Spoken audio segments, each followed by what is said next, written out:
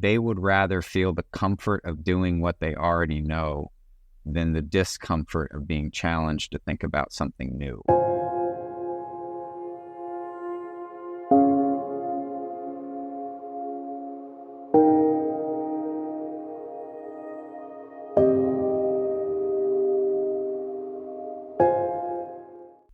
And now, again, 2024, a blog's like a dinosaur.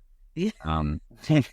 So we still do ours. I still do ours. I'm looking to start mine back up. But yeah, I know what you mean, though. Yeah, everything is like bumper stickerish, where if you want something to do really well on Instagram, it can't be 1,000 words. If you're pushing 200 words, you're not going to get many eyes. And so, concise.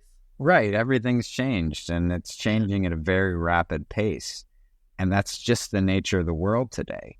And so the world as it currently exists is scary for funeral directors because it's changing so fast. It's frightening. And so instead of being curious, most funeral directors have just dug their feet in and go on the defense. And instead of embracing change and being curious and asking questions, well, why is it like this now? Why do millennials think this way? Why does Gen Z think this way?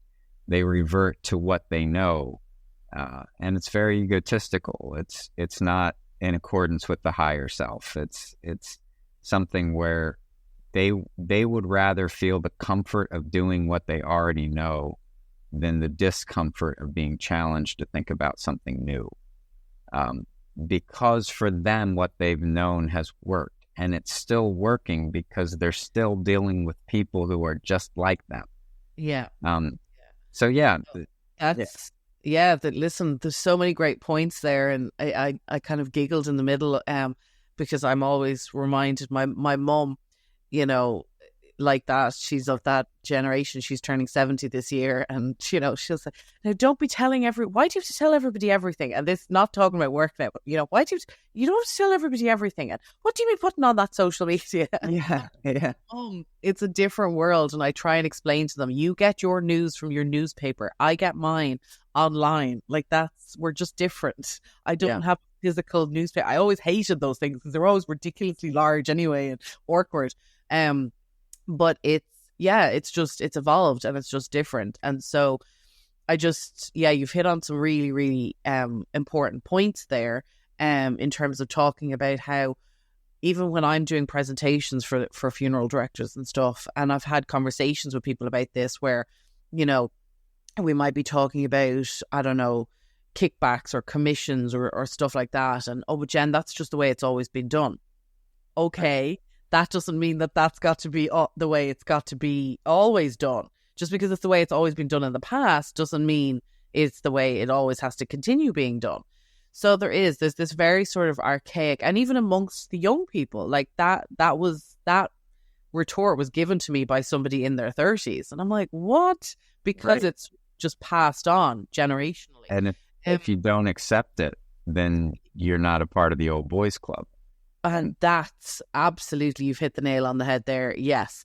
I mean, in some, I've been referred to as what I do, the sort of the larger events. So it's a funeral, it's still a funeral, it's a memorial, but it's in maybe a grander building. There's food and drink involved. Like, I kind of talk, it's like the Wake 2.0. It's just bringing back food and drink into that mourning process. Like, it's been referred to as higgledy-piggledy bullshit. And I'm like, I'm sorry. Yeah. I'm sorry. Like, what? Why? Like, and then there's been references to people who, just because they're not in somebody's particular vision, they're called interlopers. I mean, why? They're a licensed professional just like you. They have to go through the same standards just like you. What makes them an interloper? Just because they don't fit into the bracket that you're talking about? Which does bring me to a question. So you're 6th generation. You've grown up in it. What's your thoughts versus family-owned funeral and corporate-owned? Yeah, and maybe I'll take it a step farther. I Yeah. Well, no, let me go there. That's tough. So there's, macroeconomics, microeconomics. So family-owned businesses are incredibly micro, where they evolve in a dance with their community. So, and that's also why people become so ingrained, funeral directors become so ingrained in their opinions about what is right and what is best for the funeral industry, what should be done, what defines professionalism. Because for them, in their specific community, whether it be in Alabama or whether it be in North Carolina or Texas or California or Washington State, the specific community that they're dealing with is different. Each community has its own sensibilities to it. And sometimes you walk into a community and it's like, wow, I'm in the 1950s. And then other times you walk into one and it's like, oh, this is 20 years ahead of where the rest of the world is. And those communities from one to another can be right next to each other. And so the funeral director that's serving in the 1950s community, they're doing it right for their community. And the next one over that has green burial options and the focus is on personalization, and they might employ a death doula or perhaps an event planner. A funeral home like that is also right because within their specific context, they're serving that context. So family businesses are oftentimes by nature more microeconomic, where they are honing in on their specific community, on their specific context, and they're a reflection of that. Whereas something that's corporate, you're going to have, there's going to be a lot more standardization. So, and it's a macro perspective where, it's obviously not going to be the same from one funeral home to the next that's corporate run, but there is going to be standard procedures that translate because it's corporate.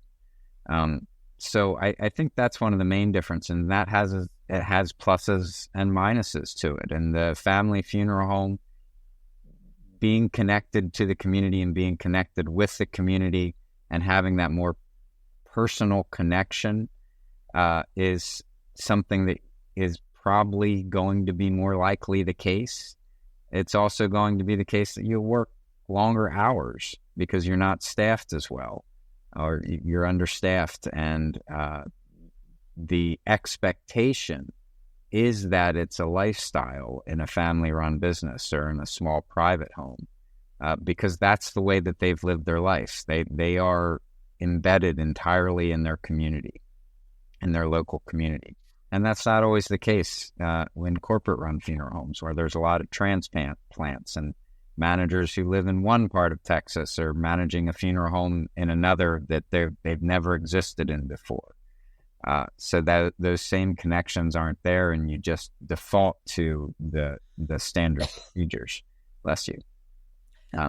I'm talking a lot, aren't I? I feel like I'm dominating the conversation, and I apologize. Oh, this is good. This is good. Yeah. So I asked you to do this to give me a breather. So yeah. I want to hear from you, not from me. Well, no, that's not true. I get tired of hearing myself talk sometimes, so I really don't talk much, and partially because I have kids. Oh well. Yeah, they don't let you talk too often. No.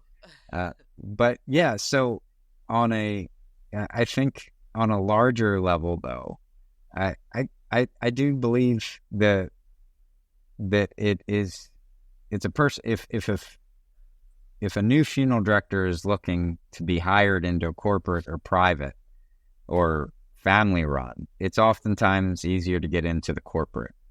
And then I think the lack of the personal touch or the lack of the integration into the community oftentimes will move people towards a family run. Not always, but that's something that I've seen from a consumer's perspective, you want to feel connected to the person that you're talking to the funeral director that you're talking to. And if there's a family-run funeral home, chances are you probably know them or have some connection to the funeral directors. Before you've walked in the door. So that's value. The trust is the most important commodity. And I'm willing, when it comes to my dead loved one being cared for, if I'm a consumer, if I'm somebody looking to hire a funeral home or a funeral director, I'm willing to pay a couple extra $100 more if I trust somebody. And so that's the main thing for consumers. Do you trust the funeral home that you're going to? It's interesting because it's something that I've been preaching. I don't know if preaching is the right word. Something that I've been sort of talking about with funeral directors who, are maybe looking to see how I sell what I sell to families and sort of how that all works. And like what I say is it comes down to trust, transparency, but also value. Yeah. So like, what do they value? Like, as you just said, you'd pay a couple of dollars more or whatever it might be when you trust the person. And, and so these conversations happen because somebody might say to me, well, Jen, how did you sell $100,000 in flowers? And like, they spent nothing on food. Or how did they spend $60,000 on food and then they wanted the venue for free or whatever it might be. Right. And I'm like, because that's what they see the value in. Right. They're a foodie, or they really like booze, or they really like a particular flower, or, the aesthetic is really important to them, or that particular venue is really important to them. So it all just comes down to like what we value, and we're all so different. And I think the sooner, I'm always preaching this, like this, there's not one thing that'll do for me, that'll do for you, that'll do for 10 million other people. We're all so different. And even a set of twins don't do things the exact same way every single day. And just knowing that, like, never in history, ever, ever, ever again, are Jennifer and Caleb going to have a conversation exactly like this one. This is never going to be repeated. Yeah. And that's just incredible to kind of think about. That, somebody, if I walk out of my apartment tomorrow and just take in a breath, that breath is never going to be repeated ever, ever, ever again in history, with exactly the surroundings, exactly the terrible political thing that's going on right now in this country and whatever. Like all of these moments, are sewn together to make these moments happen. And it's just, I just feel like the sooner we realize that we're not all alike and that we all can't be just shipped into a little box, I think the Gen Zers are pushing that probably more than us millennials. I think we started the bandwagon a little bit, but I think continuing it on. And I think we're seeing that with, like, as you said, you started an archaic blog back in the Stone Age when we started blogging. And now, like, they're on TikTok doing what you spent 10 hours writing a blog on. They're doing in a 10-second reel of here's the right. They always say history will repeat itself, and so we probably will come back to the written word, and people will get sort of too there'll be too much. I mean, there's already too much, honestly. Like, I can't keep up. I do have a TikTok account, but good God, it's exhausting. Yeah, right. It's keeping up with everything. So tell me, when it came to then writing the books, and how many books have you got now? Two. Yeah. So when it came to writing the books, what was the inspiration behind that? Or did somebody sort of approach you and sort of say, listen, love your blog, want to put it in a book form? Or, how did that journey go for you? I always wanted to write a book. That was part of my motivation in starting a blog, was to eventually be able to write a book. And it got to a place where people reached out to me for both books and asked if I wanted to write one, and I said yes. So I like books. I still, even though I don't get to read them as much as I used to, books are a safe place for me. They're a place where I can lose myself for a little bit and in somebody else's story, and somebody else's thoughts, and somebody else's head, and somebody else's heart, somebody else's soul. And there's a lasting value to books. So that's kind of what I wanted to do, was to write books. So yeah, both of them that I was approached, and yeah, they feel so far away. Like, you know how it is from when you start to when you have it in your hand, it's like another lifetime. Yeah. And the material that you write, you can still identify with it to some extent, but that whole process of working through drafts and then having it published, and then once it's finally for sale, it's, you know, it's like 2-3 years removed from when you started and you felt it, which is always an odd thing. Just how you can write a book, and then once it's finally born, it you don't identify with it as much as you did. So yeah, I mean, I look at those books and I'm glad that I wrote them, and they have my name attached to them, and they are my words. And at the same time, they feel so far away from me. Yeah. No, writing a book is it's a full-time job in and of itself. I was pretty blessed with my first one, and I'm writing my fourth one at the moment. But congratulations. It's well, thank you. But it's kind of similar to what you said. It's sort of it's in my brain, and I sort of just need to kind of get it out. And I think when you are a writer and a speaker and stuff like that, I think, and I don't know, I don't necessarily describe myself as a creative, but I think that's just an outlet for me, whether it's speaking and having interesting conversations with people, or just sitting down on my laptop and just letting things. I've always journaled. I've always kept a diary, dear diary, you know. I've always just enjoyed sort of getting thoughts down on paper. And it was what started as a child did sort of, because as we get busier as adults, did sort of fade away, but now has almost become book writing instead of journaling every single day as such. Even though now it's recommended that that's a thing that you should do. Right. Not everyone has time for that. Right. So tell us, we've kind of come through the journey a little bit, Caleb's journey. Tell us about the moment, the decision of stepping away from your family funeral home business, and what does that look like? What did that look like for you then, and what does it look like for you now, and sort of what brought you to that decision? I was burnt out, and this is the part now, phase 2 of attempting to be transparent about something that's being met with resistance within the funeral industry. So the first step was being transparent about what it's like to be a funeral director, and what goes on behind the closed curtains. So what is more difficult is being transparent about what it's like to experience the mental health side of being a funeral director, and being transparent about burnout and depression and anxiety and suicidal ideation, all of these things that are attached to working 12-hour days around death. So yeah, I did not see a future for myself at my family's funeral home.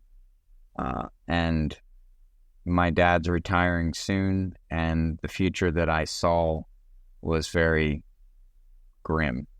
And I knew that if I continued to stay, that my burnout would not decrease, but would get drastically worse. So I made the very hard decision, and it's still a decision that it's gray. It's not a black and white thing. It might be easy to say, well, it was damaging my mental health, and I was not living a life that I enjoyed, and say, well, that's reason enough, and it is. But then the other side of it was it's your job, it's your identity, it's how you put food on the table. So it's what do they say, that bravery happens in the face of fear. It was a brave step for me to leave, because there's a lot of unknowns. It's the only thing I've ever done my entire life. It was the only thing that I was encouraged and groomed to do. And being a funeral director is an identity in itself. It's not, people say it's a lifestyle. It's like a marriage in some sense, where you become, everywhere you go in your community, people see you as a funeral director. It's who you are. Leaving that identity, and leaving the only thing that I knew, has had its own set of difficulties and problems. But I knew that if I continued, that what I was dealing with wouldn't get better. So I left. And yeah. So that's, and this is the part that, again, isn't talked about. There's a lot of toxicity in the funeral industry. There's a lot of narcissistic personalities in the funeral industry. There is very little space for work-life balance. There's very little space for mental health conversations. There's very little support. There's very little resources. We're underserved when it comes to mental health, not just because we're not seen by the public as needing it, but because we act like we don't need it.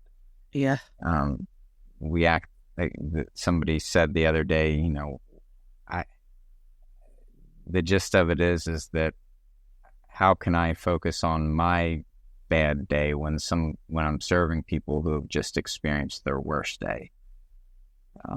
So we are constantly pushing our own concerns, our own needs, our own wants aside, because we're serving families who are in the midst of grief and in the midst of the hardest time of their life. So we do not tend to ourselves, and we do not care for ourselves. And burnout is a huge thing. And I'll just make this statement. I don't think the industry is going to survive much longer. I don't think the funeral industry as it exists today will survive too much longer. And it's going to have to reshape itself pretty drastically. But it's currently run by boomers and elder Gen Xers, and the staff coming in, millennials and Gen Z, who have boundaries and who have values of self-care and want a healthy work-life balance. Those people aren't going to stay. And so we have what we're currently seeing right now, where so many funeral homes are unable to retain staff, and so many funeral homes are understaffed because they are unable to meet the needs of their staff. They're unable to understand the needs of their staff. And so I don't know what the future looks like. I have an idea. I think it's going to become a lot more personalized, and the things that are fringe now are going to become much more popular. But the funeral industry as it exists as an industry, I don't know that it will survive the millennials. It will survive the boomers dying. It'll survive Gen X dying, but it will not survive us. And that's so, Caleb. so we either adapt, which we're not good at, or die. And I think the current iteration of death care as an industry will die. And it will take longer in some places that are, behind the bell curve, but it will happen very quickly in other places that aren't. And I think we're already starting to see that, where funeral homes that are avant-garde, that are attempting to be progressive, are recognizing these changes now and are putting things in place to adapt to them. But yeah, I don't know what the future holds with the funeral industry. I think it will. I don't think it will survive much longer.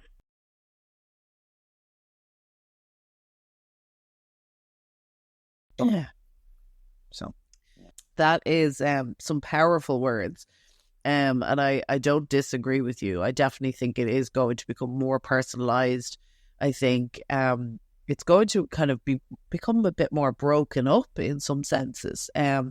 Because I think, and there's good and bad parts, I think. Like everything, when the internet, was born, in with the good and it was great, in came the bad as well, and kids are glued to their phones nowadays and glued to their iPads. And, I remember the days when it was, oh, you're bored? Go out and play. Go out and find some fun. Right.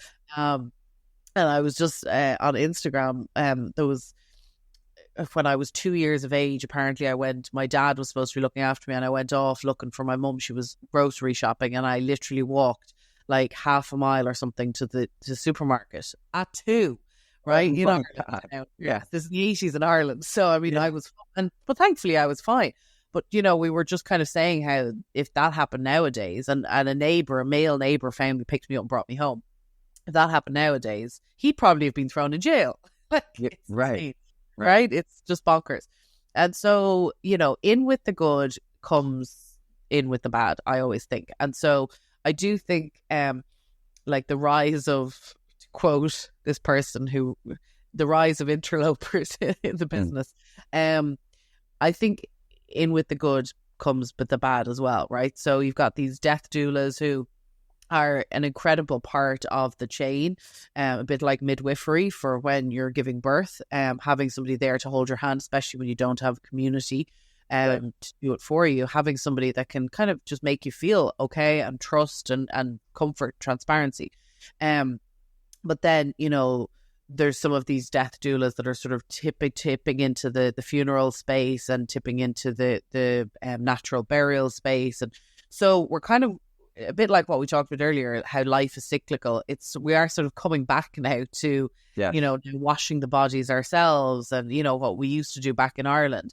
And while I don't think there's going to be a mad rush for that, I do think it's interesting to have a bit what I touched on earlier about having options for everybody. There's a seat for everybody at the table. Okay, you're, as a funeral home, you like to do traditional funerals. You're going to have your traditional people come to you and they're going to go through the alphabet and have everything.